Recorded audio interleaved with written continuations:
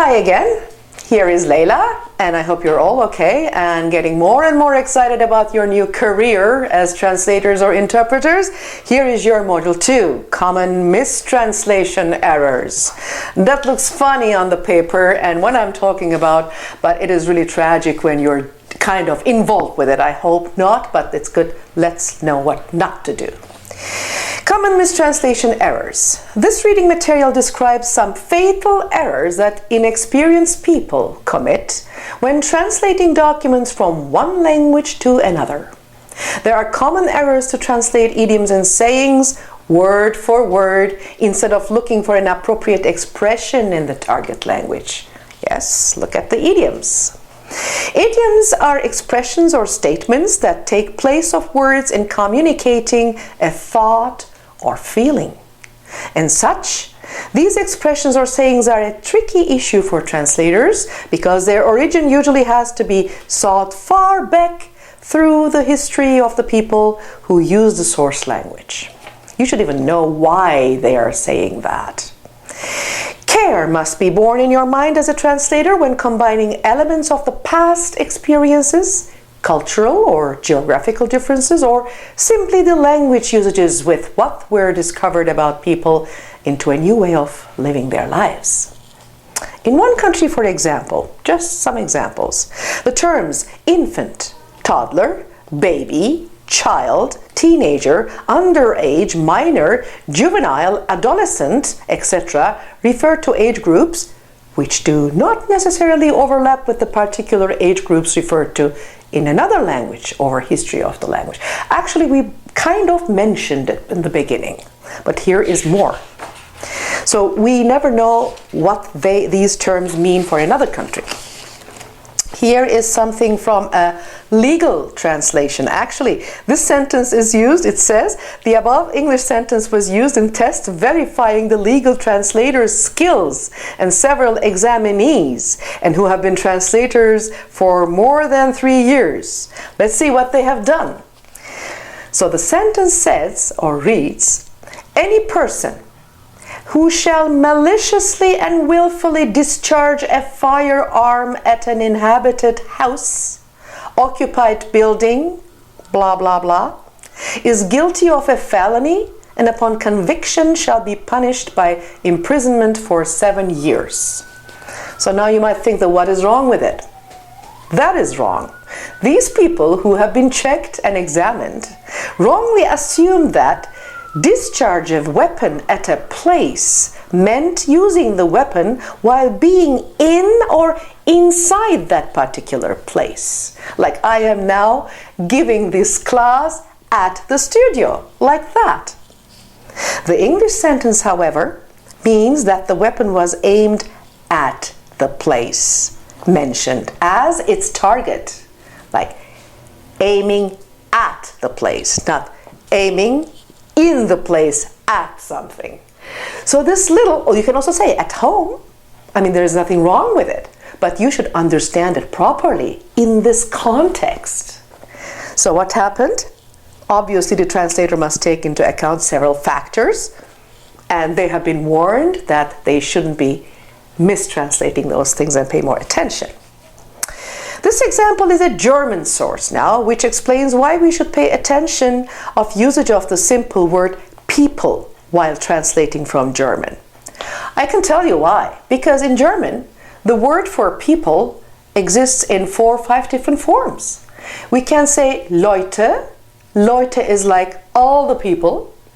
We can say Volk is mostly used as nations. We can say Männer, like man, or just Mann, but that has also a different meaning. So which one would you use when you say German people? Deutsche Leute? No. Deutsches Volk is a national term, so just Deutsche. In order to know that, you have not only to know that word in translated version, but also its usage in that specific culture. Also, for example, ab in die Federn means let's go to sleep, it's bedtime. But in word-by-word translation, up to the feathers, does it mean anything like Like, are you hunting birds or what? No, it doesn't mean anything. German people use very thick mats as bed cover, and this is probably mostly filled with down feathers. So that's why soft bird feathers means like bed, like up in die Federn, let's go to the bed. A Korean student, so I was teaching Korean students all my life here in Canada, I guess. And when I was asking my students, what are you going to do this weekend? I'm going to probably play with my friends. What are you going to play? Well, just play. Where? Maybe we go in a bar, or maybe we just watch a movie, or maybe we hang around with girlfriends. Oh, so you call that play? Like having a date is play, or watching a movie is play, or talking in a restaurant and a bar and drinking soju is play? No, in English we only play when we have a game. Maybe life is game for Koreans. They are so happy. But that's another story, but this is kind of translating from word to word. Same like we don't say here. In Turkish and Korean, and I guess in Japanese as well, we say marrying with someone. In English is marrying someone, dating someone, no with. That's also kind of translating back from your Korean or Japanese or Turkish mother language right directly into the English. So it's very important to look at those little mistakes. Did I say into the English? There you go. That was taught, that was actually thought Turkish. Into the English is wrong. Into English. There you go. The moment I think of my mother tongue, I make a mistake. So you have to be very careful when you put actually something into the paper. So when I write something, I don't do that. A Korean student, we did that. This was also an interesting indifference, we said. And also, there are other examples, very interesting idiom phrases which don't mean anything when one-to-one translated. For example, in Romanian language, floare la ureche. When you say something like that and translate it, it means, well, it means a flower at ear. Floare, flower, ureche, ear. What does it mean, flower at ear? Like, is it bothering you or what? No. It means like a piece of cake.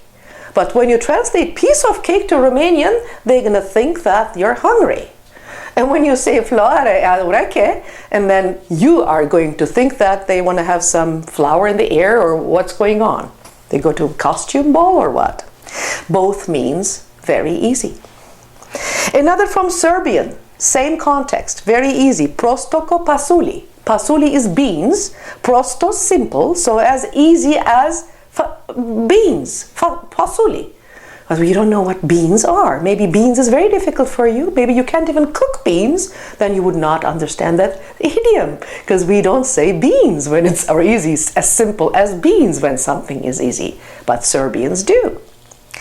The French idiom for, again, very easy.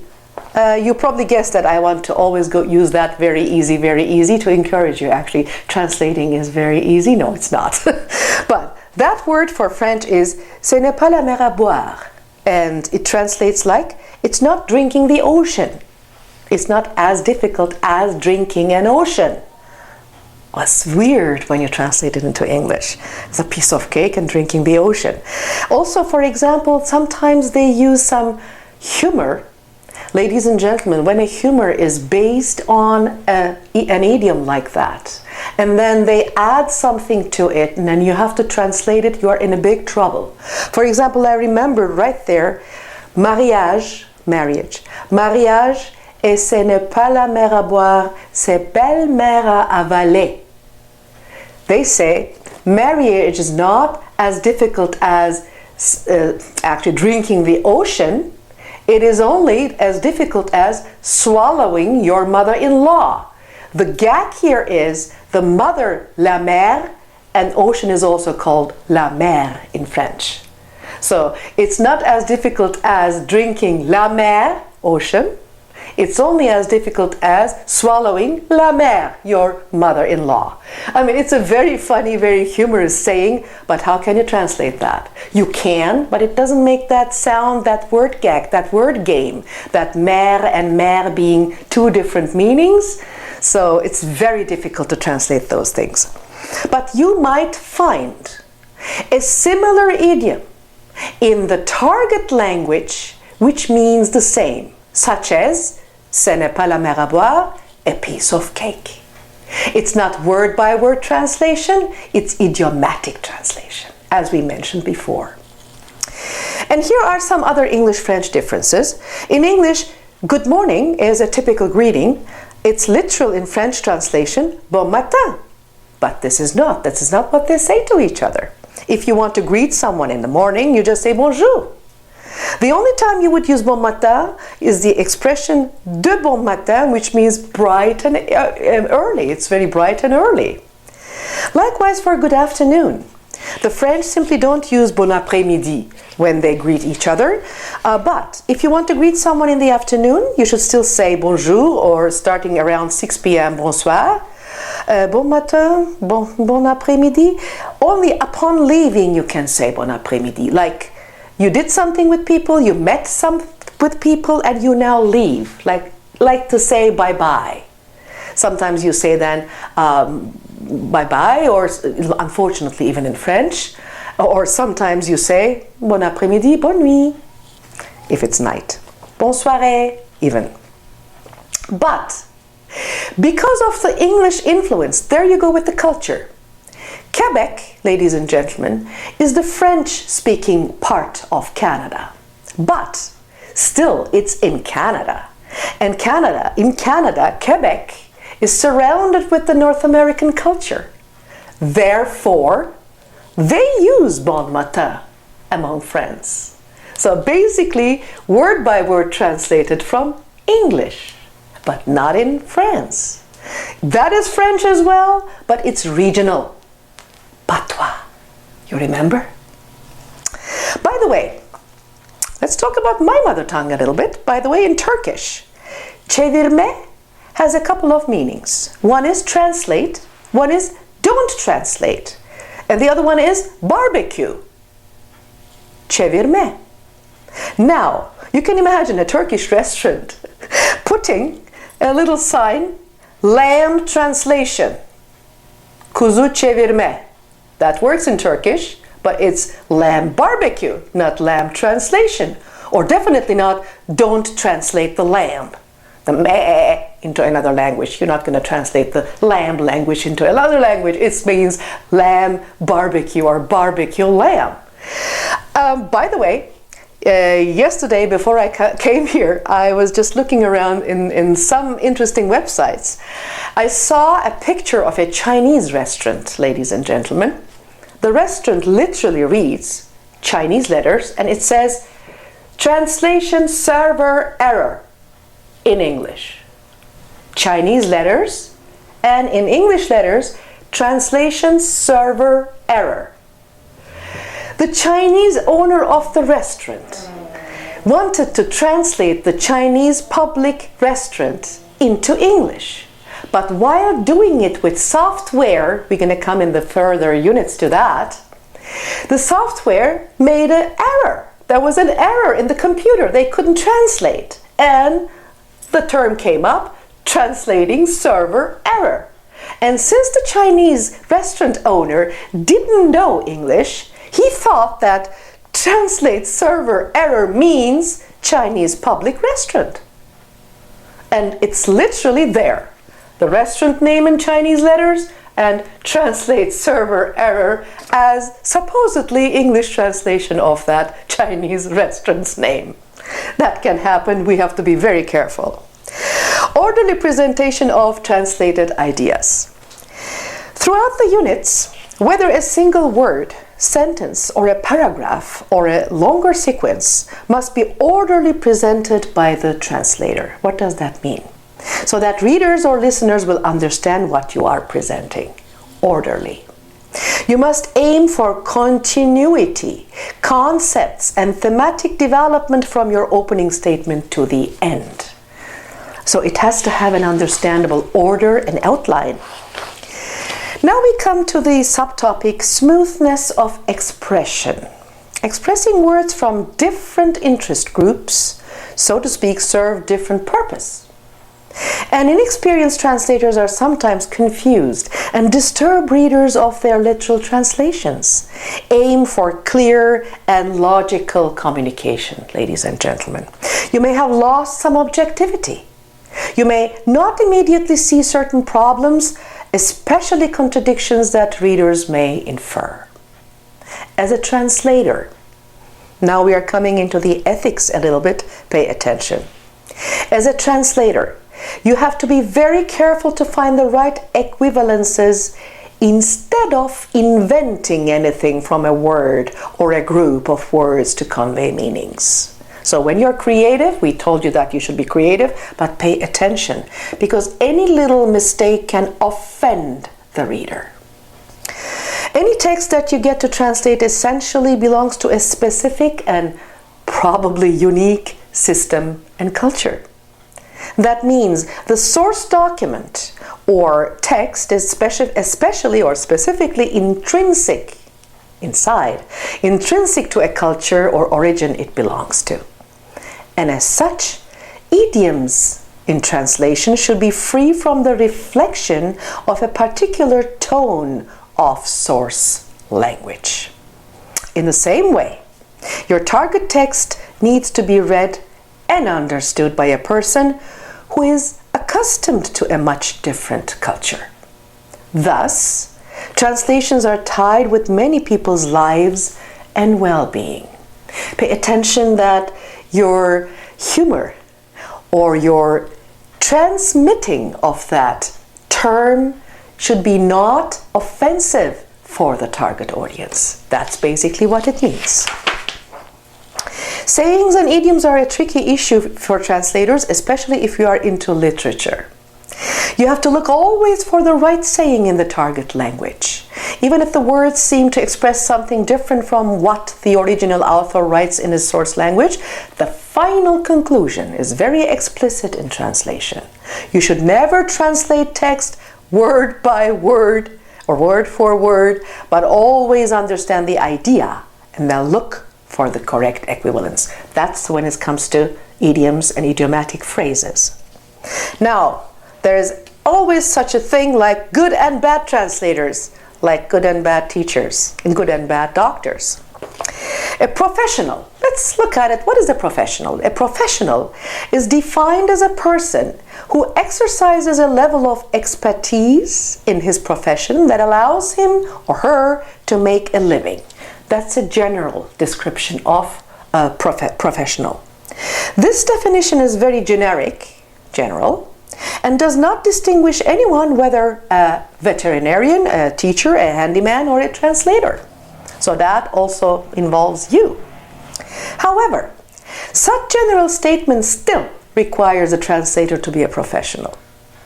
You cannot be an amateur or an improviser, especially to literary translators.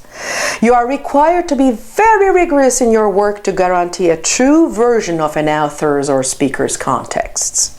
Never attempt to defraud the other speaker nor the reader. Demonstrate your profound knowledge and mastery of both the source as well as the target language, SLTL. You should have, like in your dream, with its culture, geography, all the aspects you will be involving in your translation. The effort to become a good translator demands a kind of courage. You must have gotten that by now, after so many things. And this courage is essential to have complete dedication to the task and to devote plenty of time, do it right. Very frequently, one can speak or write in more than 2 languages, and he or she tries to translate at a professional field, like in a company, but one cannot perform good translations or interpretations simply because they have never learned how to translate or interpret properly. In other words, when I transmit that now, that the fact that you're talking maybe 6 languages fluently doesn't make you a very good translator. You're a very good linguist, maybe, or a very good communicator, oral. You can make yourself understandable in a couple of languages, but doesn't mean that you can transfer your ideas exactly, accurately, totally from one culture and language to the other. That's a totally different ball game. It's a different ball game. Idiom doesn't mean anything in my language, for example. When I say that, what? Are we going to play soccer or what? No, this is a totally different concept. We find many errors in unprofessional jobs. People think that if they speak or write bi or trilingual or polyglot, multilingual, whatever, they can do the translation and interpretation jobs.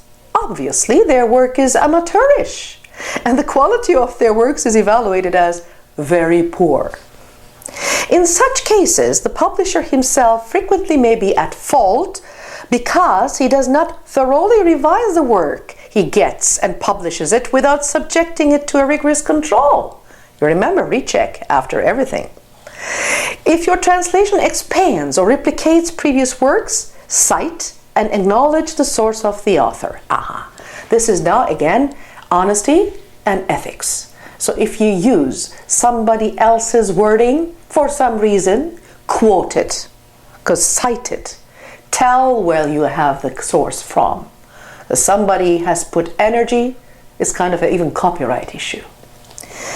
Make each sentence in the translation concise and specific and maximally informative. Very renowned writers have said that to write a book is difficult and requires long and dedicated hours of work, but look at this, that to translate a book is even more difficult. Maybe the most difficult of all endeavors.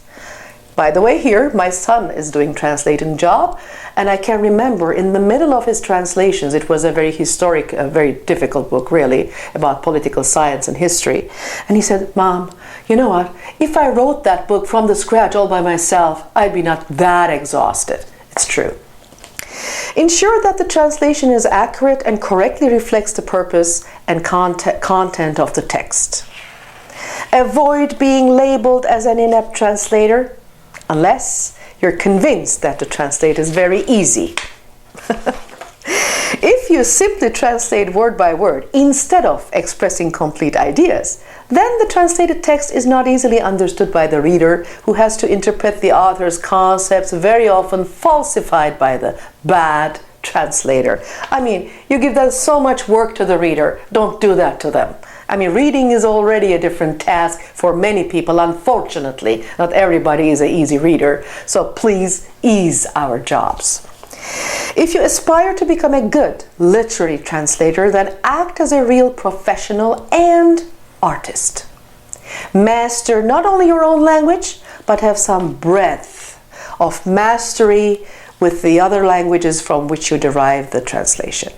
You must possess a profound knowledge of the people and the country you derive the translation from when translating a foreign author.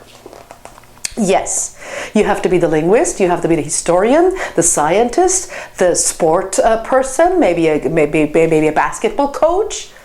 Maybe not all of them, but you have to have the perspective and the knowledge of all these people if you want to do that job in that specific area. If not, then don't touch the area. Be honest.